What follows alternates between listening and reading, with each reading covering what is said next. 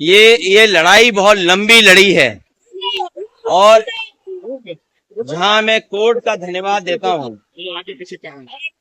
उत्तर प्रदेश में 69,000 शिक्षक भर्ती मामले को लेकर कोर्ट ने बड़ा फैसला सुनाया है, जो यूपी सरकार के लिए तगड़ा झटका माना जा रहा है। हाईकोर्ट की लखनऊ बेंच ने सुनवाई करते हुए इस भर्ती की मेरिट लिस्ट को रद्द कर दिया।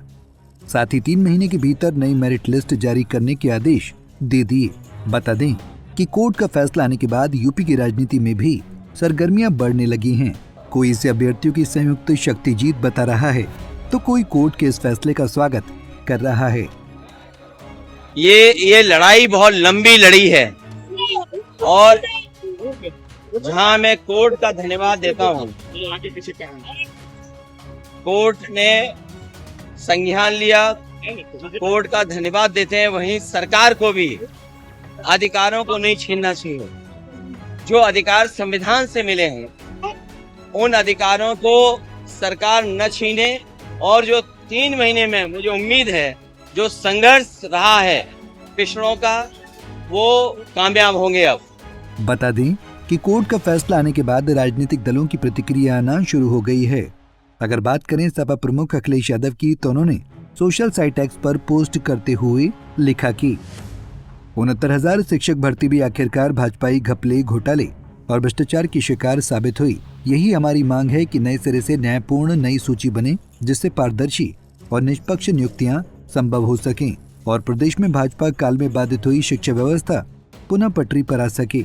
हम नई सूची पर लगातार निगाह रखेंगे और किसी भी अभ्यर्थी के साथ कोई हकमारी या नाइंसाफी न हो, ये सुनिश्चित करवाने में कंधे से कंधा मिलाकर अभ्यर्थियों का साथ निभाएंगे। ये अभ्यर्थियों की संयुक्त शक्ति की जीत है।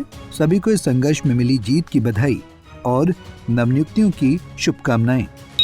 देखिए, उत्तर प्रदेश के इलाहाबाद हाईकोर्ट ने कल एक अपने महत्वपूर्ण फैसले में वर्तमान सरकार की 69,000 सहायक शिक्षक भर्ती प्रक्रिया पर सवाल उठाते हुए जितनी भी नियुक्तियां अब तक हुई हैं, जो भी लिस्ट आई थी नियुक्ति पत्र देने के लिए, उन सारी नियुक्तियों को रद्द कर दिया है।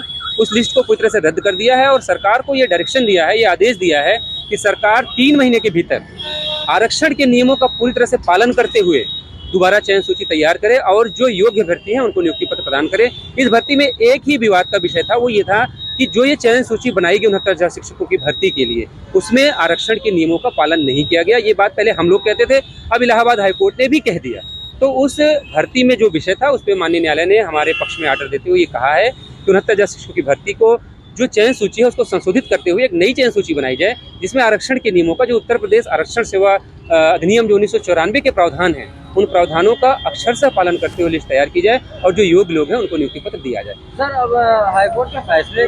वहीं एनडीए के सहयोगी दल की मुखिया और केंद्रीय मंत्री अनुप्रिया पटेल ने भी कोर्ट के आए फैसले का स्वागत किया है। उन्होंने पोस्ट के जरिए कहा कि 69,000 शिक्षक भर्ती मामले में माननीय इलाहाबाद उच्च न्यायालय के फैसले का स्वागत है।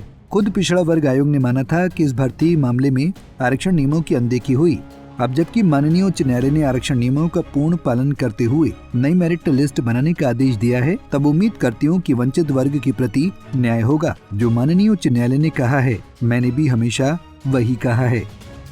कोर्ट के फैसले पर जहां एक ओर विपक्षी नेताओं की प्रतिक्रिया आ रही है, वहीं दूसरी ओर सत्ता पक्ष के नेताओं ने भी इस फैसले का स्वागत किया है। यूपी के डिप्टी सीएम केशव प्रसाद ने सोशल साइट एक्स पर पोस्ट करते हुए लिखा कि शिक्षकों की भर्ती में इलाहाबाद हाईकोर्ट का फैसला सामाजिक न्याय की दिशा में स्वागत योग्य कदम है। ये उन पिछड़ा व दलित वर्ग के पात्रों की जीत है जिन्होंने अपने अधिकार के लिए लंबा संघर्ष किया। उनका मैं तहे दिल से स्वागत करता हूँ।